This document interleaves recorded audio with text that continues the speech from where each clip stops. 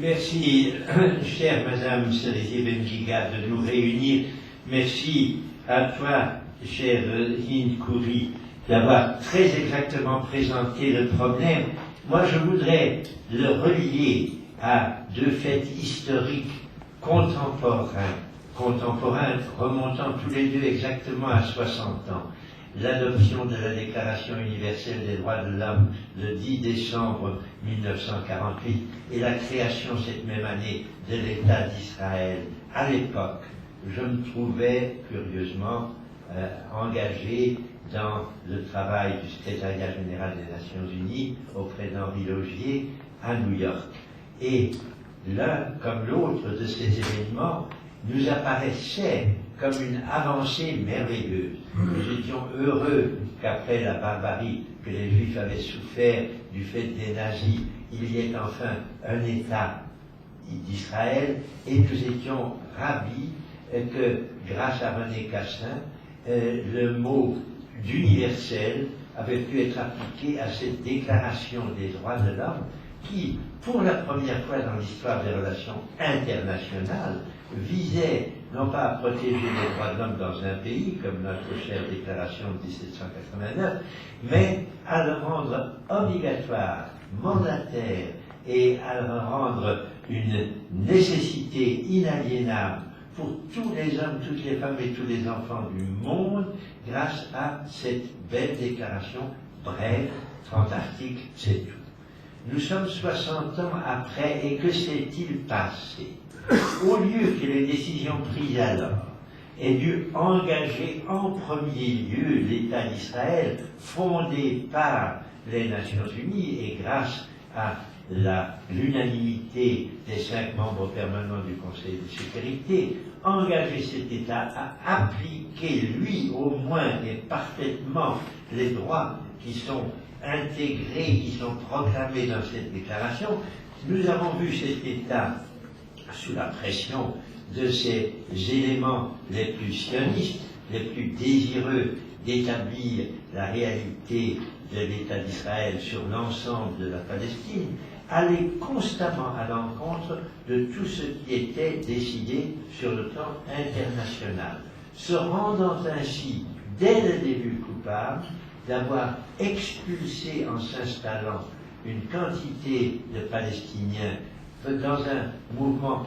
catastrophique pour ces Palestiniens que en Palestine on appelle la Nakba, c'est-à-dire la catastrophe, d'avoir laissé faire cette catastrophe sans tendre la main aux Arabes qui entouraient l'État d'Israël et avec lesquels il aurait fallu tout de suite faire la paix et faire un travail en commun.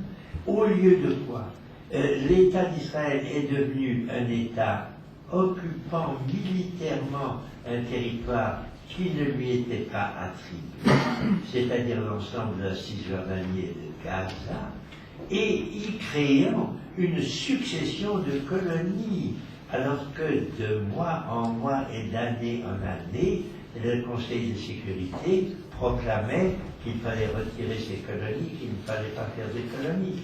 Et quand finalement quelques colonies ont été retirées à Gaza, 8000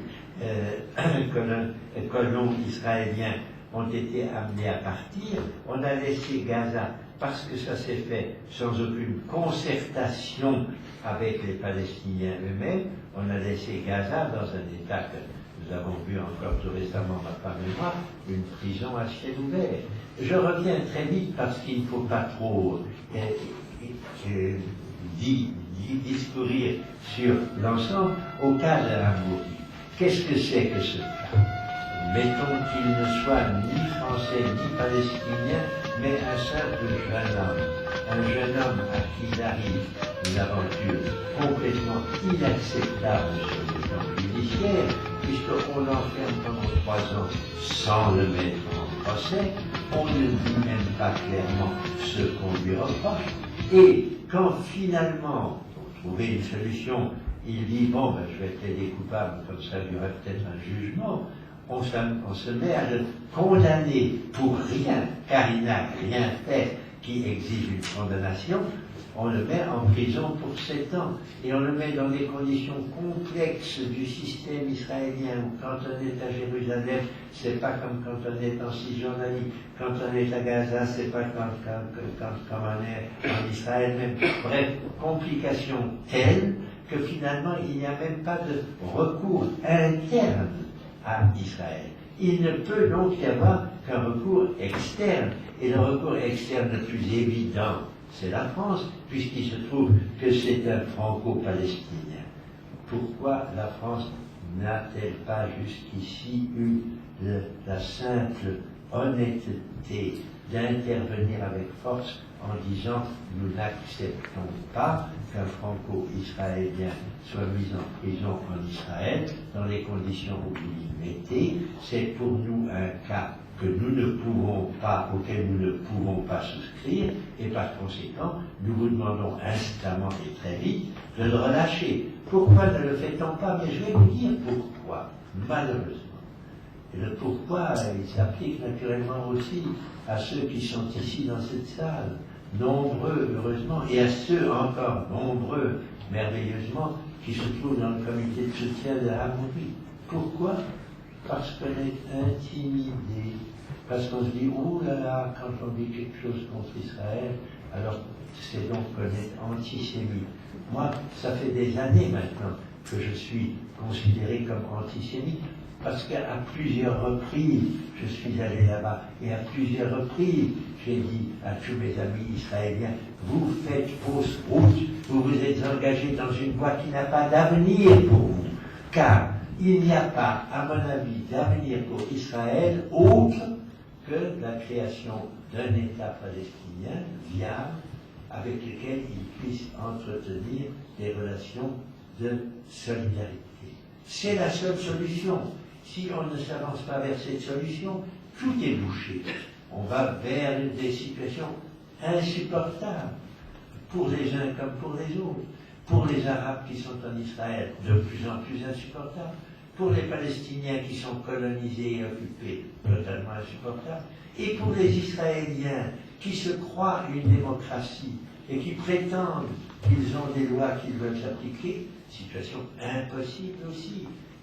Car ils s'enfoncent dans un État dans lequel ils ne peuvent qu'être jugés sévèrement par tous ceux qui ne se laissent pas obnubilés, je dis bien obnubilés, par le fait qu'ils sont juifs, et que par conséquent, en tant que juifs, ils ont subi ce que moi-même j'ai subi pendant la guerre, c'est-à-dire, puisque juif moi-même, la violence faite à des juifs par les nazis.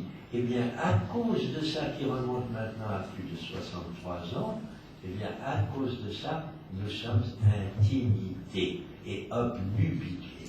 Et nous ne pouvons pas, et nous ne devons pas accepter cela. Nous ne devons pas traiter un cas comme celui de Hamouri avec moins de détermination et de fermeté que nous ne traitons, par exemple, le cas de Shalit, qui est aussi français et israélien à la fois, et dont nous demandons également à nos amis palestiniens de veiller à ce qu'ils puissent être libérés. Voilà ce que je voulais vous dire en vous engageant chacun et chacune d'entre vous d'utiliser tous les moyens qui sont à votre disposition, la presse, la radio, la télévision, pour dire il y a là un fait qui est inacceptable pour la France. Merci.